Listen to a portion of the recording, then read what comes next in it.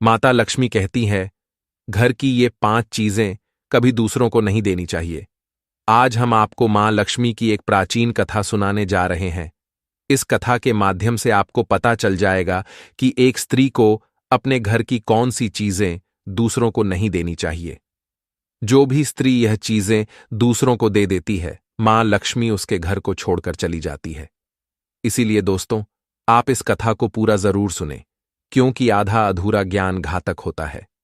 जो भी इस कथा को पूरा सुनता है, मां लक्ष्मी उसकी झोली खुशियों से भर देती है। तो चलिए, बिना देरी किए आपको वह प्राचीन कथा सुनाते हैं। दोस्तों, पूर्वकाल की बात है। मध्य देश में एक अत्यंत शोभायमान नगरी थी। उस नगरी में एक सुकन्या नाम की स्त्री अपने पति और सास ससुर के साथ निवास करती थी। सुकन्या एक पतिव्रता नारी थी, जो सत्य धर्म का पालन करने में तत्पर और गृह कार्य में दक्ष थी। सुकन्या का स्वभाव अत्यंत दयालु था। वह सदैव दूसरों की सहायता किया करती थी। सुकन्या का पति संजय एक वैश्य था। उसकी अनाज की एक दुकान थी। वह बाजार में लोगों की जरूरत की चीजें बेचा करता था। सुकन्या अपने पति से बहुत अधिक प्रेम करती थी। वह अपने पति को ही परमेश्वर मानकर उसकी सेवा करती थी। सुकन्या नित्य पति से पहले जागती थी, अपने घर का आंगन को स्वच्छ करती थी, फिर रंगोली बनाकर आंगन की सजावट करती थी। उसके बाद वह अपने घर को स्वच्छ करती, फिर स्नान आदि कार्य संपन्न करके वह तुलसी को जल देती थी और देवी देवताओं का पूजन करती थी। इस प्रकार से वह रोज अपने नित्य कर्म करती थी। सुकन्या ने कभी किसी का अनादर नहीं किया।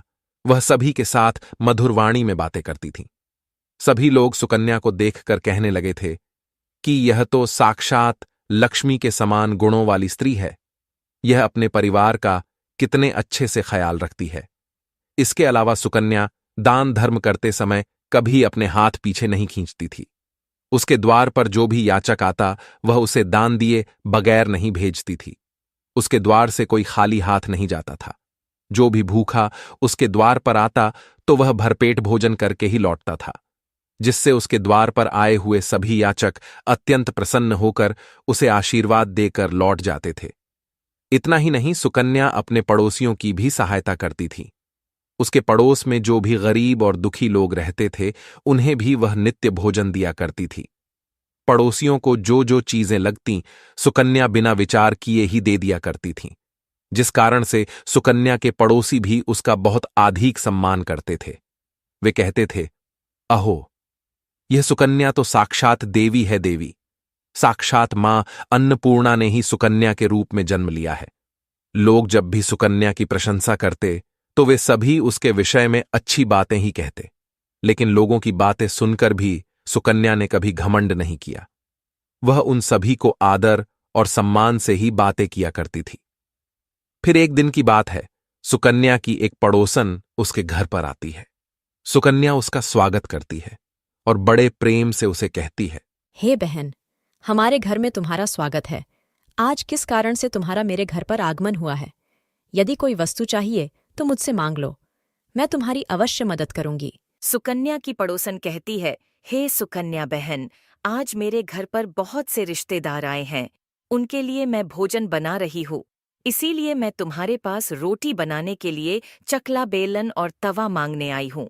यदि तुम कुछ समय के लिए मुझे चकला बेलन और तवा दे दोगी तो बड़ी कृपा होगी। मैं काम हो जाने के बाद तुम्हें जल्दी ही लौटा दूंगी। सुकन्या कहती है, हे बहन, इसमें क्या बड़ी बात है? अभी मुझे चकला बेलन की आवश्यकता नहीं है, इसीलिए तुम मेरा चकला बेलन और तवा ले जा सकती हो। रुको, मैं अभी तुम्हें लाकर देती हूँ। फिर सुकन्या रसोई घर में जाती है और रसोई घर से चकला बेलन और तवा लाकर उस पड़ोसन को देती है। तब पड़ोसन कहती है, हे बहन, तुम्हारा बहुत बहुत धन्यवाद। आज तुमने मेरा काम सफल कर दिया। मैं अपने मेहमानों को भोजन कराकर तुम्हारा चकला बेलन जल्दी से लौटा देती हूँ। सुकन्या कहती है, हे बहन, चिंता की कोई बात नहीं है। जब तुम्हारा कार्य पूर्ण हो जाएगा तब तुम मुझे लौटा देना। फिर वह पड़ोसन सुकन्या का चकला बेलन और तवा लेकर चली जाती है। कुछ समय बाद अन्य एक स्त्री सुकन्या के घर पर आती है।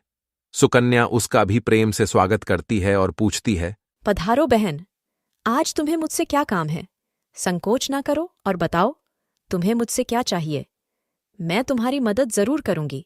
तब वह स्त्री कहती है, हे बहन, मेरे घर में बहुत गंदगी हो गई है और मेरे घर को साफ करने के लिए मेरे पास कुछ भी नहीं है। इसीलिए मैं तुम्हारे पास झाड़ू मांगने के लिए आई हूँ।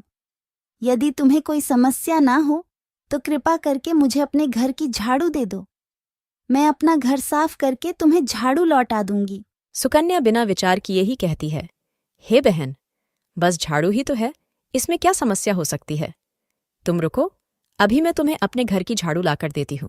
इतना कहकर सुकन्या घर के अंदर जाती है और झाड़ू लेकर आती है और उस स्त्री को दे देती है। वह स्त्री सुकन्या के घर की झाड़ू लेकर चली जाती है। फिर कुछ देर बाद अन्य एक स्त्री सुकन्या के घर पर आती है। सुकन्या उसका भी बड़े प्रेम से स्वागत करती है। सुकन्या कहती है, पधारो बहन, क्या बात है, आज मेरे घर पर किस कारण से आना हुआ? तुम्हें जो कुछ भी चाहिए निसंकोच होकर कहो, मैं तुम्हारी सहायता करने का प्रयास अवश्य करूंगी।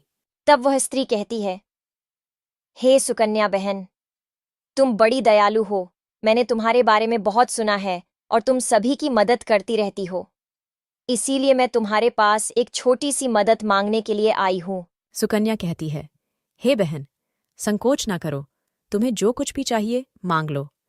यदि मेरे बस में होगा तो मैं मना नहीं करूंगी, मैं तुम्हारी सहायता अवश्य करूंगी। तब वह स्त्री कहती है, हे सुकन्या बहन, आज मेरी बेटी को देखने के लिए लड़के वाले आ रहे हैं, इसीलिए मैं चिंता में हूं। मेरे पास पहनने के लिए एक भी गहना नहीं है, तो मैं अपनी बेटी को क्या दूं?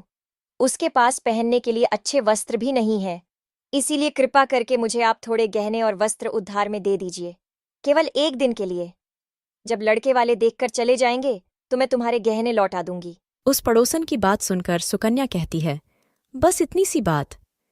हे बहन, तुम चिंता मत करो, तुम्हारी पुत्री मेरी छोटी बहन के जैसी है, उसकी सहायता मैं अवश्य करूंगी। मैं अभी तुम्हें मेरे गहने और साड़ी देती हूँ, जिसे पहनकर तुम्हारी पुत्री राजकुमारी लगेगी। फिर सुकन्या अंदर जाती है, गहने और साड़ी लेकर आती है और उस पड़ोसन को दे देती है।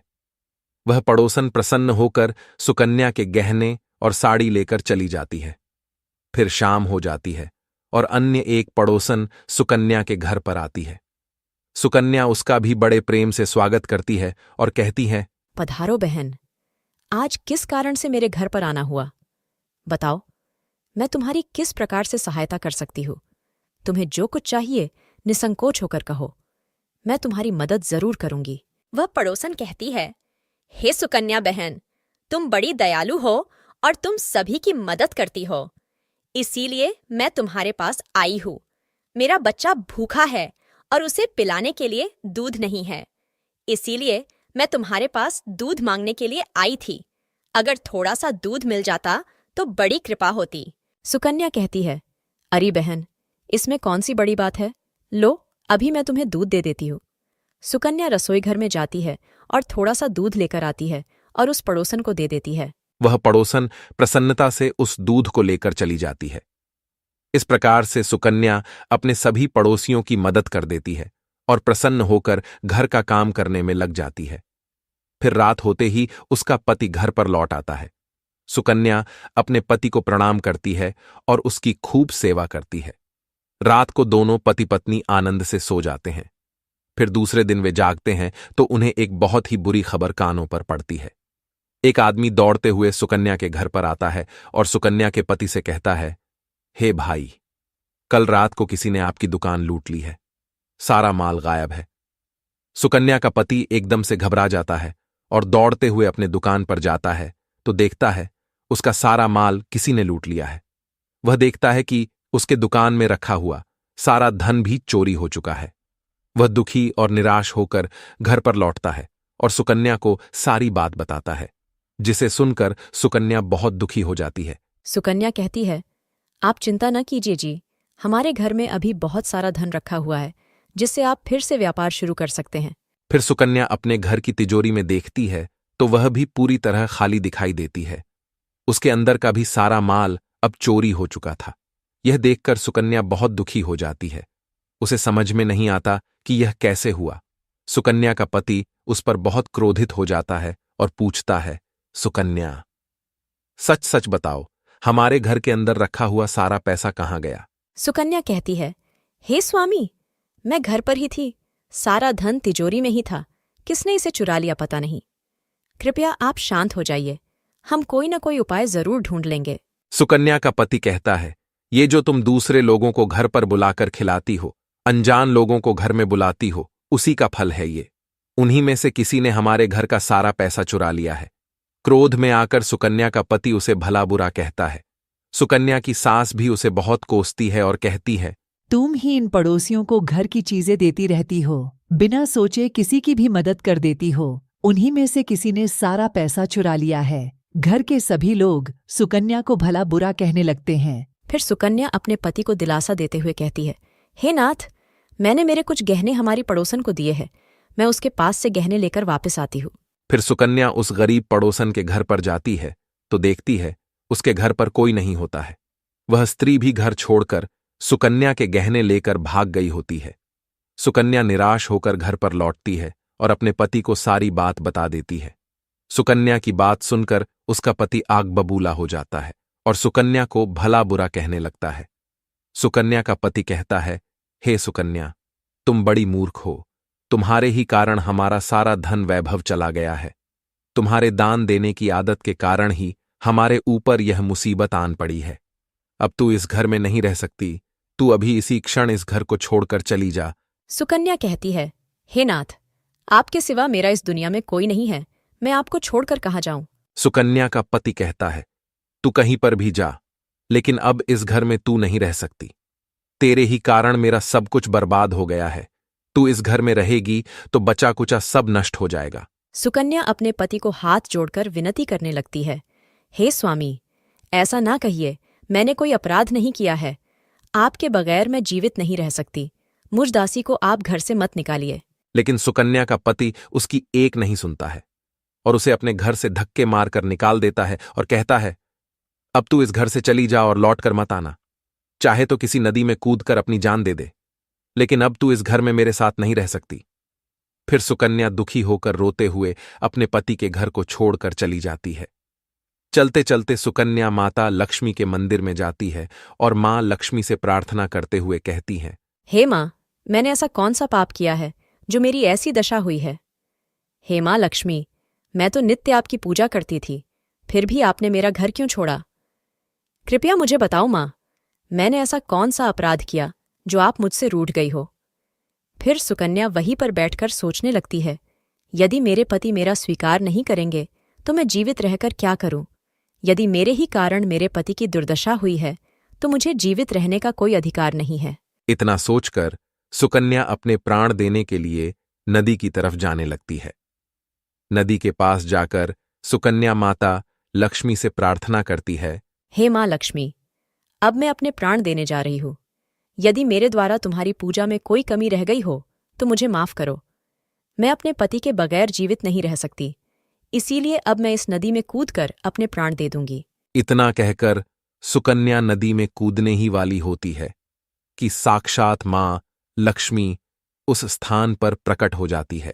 माँ लक्ष्मी सुकन्या से कहती है, रुक जाओ सुकन्या, रुक जाओ पुत्री, तुम यह क्या कर रही हो। सुकन्या आंखें खोलकर देखती है कि साक्षात मां लक्ष्मी उसके सामने खड़ी है। मां लक्ष्मी के दर्शन करके सुकन्या बहुत प्रसन्न हो जाती है और मां को बारंबार नमस्कार करते हुए कहती है, हे माँ लक्ष्मी, मुझे क्षमा करो, मैं बहुत बड़ा पाप करने जा रही थी। देवी लक्ष्मी कहती है, हे सुकन्या, मनुष्य को स्वयं अपने प्राण नहीं लेने चाहिए, यह महापाप है। ईश्वर ने जो शरीर प्रदान किया है उसे ऐसे नष्ट नहीं करना चाहिए। सुकन्या कहती है, हे माँ, मैं विवश हूँ, मेरे पति ने मेरा त्याग किया है और स्त्री को अपने पति को छोड़कर नहीं रहना चाहिए। मैं अपने पति को छोड़कर जीवित नहीं रह सकती, इसी कारण से अपने प्राण देने जा रही हूँ। देवी लक्ष्मी कहती है, हे सुकन्या, मैं सब कुछ जानती हूँ और यह भी जानती हूँ कि तुम्हारे पति ने तुम्हारा त्याग क्यों किया है। ये सब तुम्हारी ही भूल के कारण हुआ है। तुमने अनजाने में कुछ ऐसा चीजों का दान किया था जिस कारण से मुझे तुम्हारा घर छोड़कर जाना पड़ा। जो भी स्त्री अपने घर की इन चीजों को दूसरों को दे देती है, उनके घर में मेरा वास नहीं होता है। मैं उन वस्तुओं के साथ ही उनका घर छोड़कर चली जाती हूँ। तब सुकन्या कहती है, हे माँ, ऐसी वह कौन सी वस्तुएं हैं, कृपया आप मुझे बताइए। मैंने कौन सी वस्तुओं का दान किया जिस कारण से आपने मेरे घर का त्याग किया है। देवी लक्ष्मी कहती है, हे पुत्री, अब तुम ध्यान से सुनो। मैं तुम्हें उन चीजों के बारे में बताती हूँ जो किसी भी स्त्री को दूसरों को नहीं देनी चाहिए। इन चीजों का दान करने पर मैं उस घर को छोड़कर चली जाती हूँ। हे सुकन्या, सबसे पहली वस्तु है चकला बेलन और तवा। किसी भी स्त्री को अपने घर का चकला बेलन और तवा कभी दूसरों को नहीं देना चाहिए। रसोई घर में इन वस्तुओं का महत्व सबसे अधिक होता है। इन वस्तुओं की पवित्रता सदैव ही बनी रहनी चाहिए।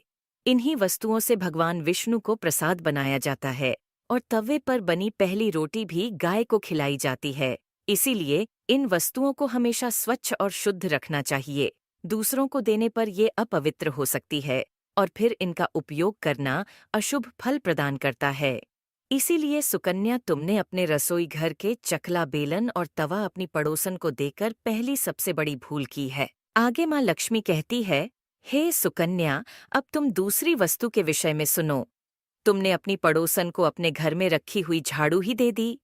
जिस वस्तु में मेरा सदैव वास होता है, जो वस्तु मुझे सबसे अधिक प्रिय है, तुमने उसे ही दूसरे को दे दिया।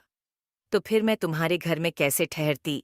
हे सुकन्या, जो स्त्री अपने घर की झाड़ू दूसरों को दे देती है, मैं उसके घर को त्याग देती हूँ। झाड़ू से घर की स्वच्छता की जाती है और जहाँ पर स्वच्छता होती है, उसी स्थान पर मेरा वास होता है। ध्यान में रखना सुकन्या, घर में झाड़ू को हमेशा छिपाकर रखना चाहिए। झाड़ू पर बाहरी व्यक्ति की दृष्टि भी नहीं पड़नी चाहिए। झाड़ू एक अत्यंत पवित्र वस्तु है। इसे पैर नहीं लगाना चाहिए और इससे कभी विष्ठा आदि प्रकार की गंदगी साफ नहीं करनी चाहिए।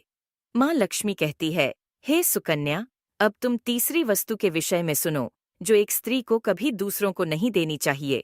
वह वस्तु है आभूषण। एक स्त्री को अपने आभूषण कभी अन्य महिला को नहीं देने चाहिए। मैं सदैव ही आभूषणों में वास करती हूँ। स्त्री के 16 श्रृंगार में गहनों का बहुत अधिक महत्व होता है। एक विवाहित स्त्री को अपने आभूषण कभी अन्य स्त्री को पहनने के लिए नहीं देने चाहिए। जो स्त्री अपने आभूषण अन्य स्त्रियों को देती है, उसके जीवन में दुर्भाग्य आता है। हे सुकन्या, अब मैं तुम्हें चौथी वस्तु के विषय में बताती हूँ। किसी भी मनुष्य को शाम हो जाने के बाद कभी सफेद रंग की वस्तुओं का दान नहीं करना चाहिए, किंतु तुमने शाम के समय दूध का दान किया था। शाम को दूध का दान करने से जीवन में दुर्भाग्य आता है। शाम को सफेद रंग की चीजें दान करने से मनुष्य के जीवन में अशुभ काल आता है। माँ लक्ष्मी कहती है, हे सुकन्या, अब मैंने तुम्हें उन सभी वस्तुओं के बारे में बता दिया है जिनका कभी दान नहीं करना चाहिए। ये वस्तुएं कभी दूसरों को उधार में अथवा उपयोग के लिए नहीं देनी चाहिए। सुकन्या कहती है, हे माँ लक्ष्मी, मुझसे बड़ी भूल हो गई। मैं इन बातों से अनजान थी। कृपया मुझे क्षमा करो और अब मुझे प्रायश्चित करने का उपाय बताओ। देवी लक्ष्मी कहती है, हे सुकन्या, तुमने प्रायश्चित पहले ही कर लिया है, इसीलिए अब तुम अपने घर पर लौट जाओ। मैं तुम्हें तुम्हारा संपूर्ण वैभव और धन संपत्ति लौटा देती हूँ। इतना कहकर माँ लक्ष्मी उस स्थान से अंतर्ध्यान हो जाती है। फिर सुकन्या भी माँ लक्ष्मी को धन्यवाद करती है और उस स्थान से घर की तरफ जाने लगती है। तभी उसका पति ढूंढते हुए उसी की तरफ आ रहा होता है। वह सुकन्या के पास आकर उससे क्षमा मांगता है और कहता है, हे सुकन्या, मुझे माफ करो। मैंने तुम्हें बहुत भला बुरा कहा था। तुम तो साक्षात देवी के समान हो। माँ लक्ष्मी की कृपा से हमें अपना सारा धन वैभव वापस मिल गया है। जिन लोगों ने हमारा धन लूटा था, उन सभी ने हमारा धन हमें लौटा दिया और तुम्हारा नाम लेते हुए क्षमा मांग ली है। यह सुनकर सुकन्या बहुत प्रसन्न होती है और अपने पति के साथ घर पर लौट जाती है। माँ लक्ष्मी की कृपा से सुकन्या के घर में फिर से सुख समृद्धि आती है और उसके बाद से सुकन्या ने अपने घर की ये 4 चीजें कभी दूसरों को नहीं दी। तो दोस्तों, उम्मीद है आपको यह कथा पसंद आई होगी। वीडियो को लाइक जरूर करें और कमेंट में जय मां लक्ष्मी जरूर लिखें। साथ ही चैनल को सब्सक्राइब करें। आप सभी का धन्यवाद।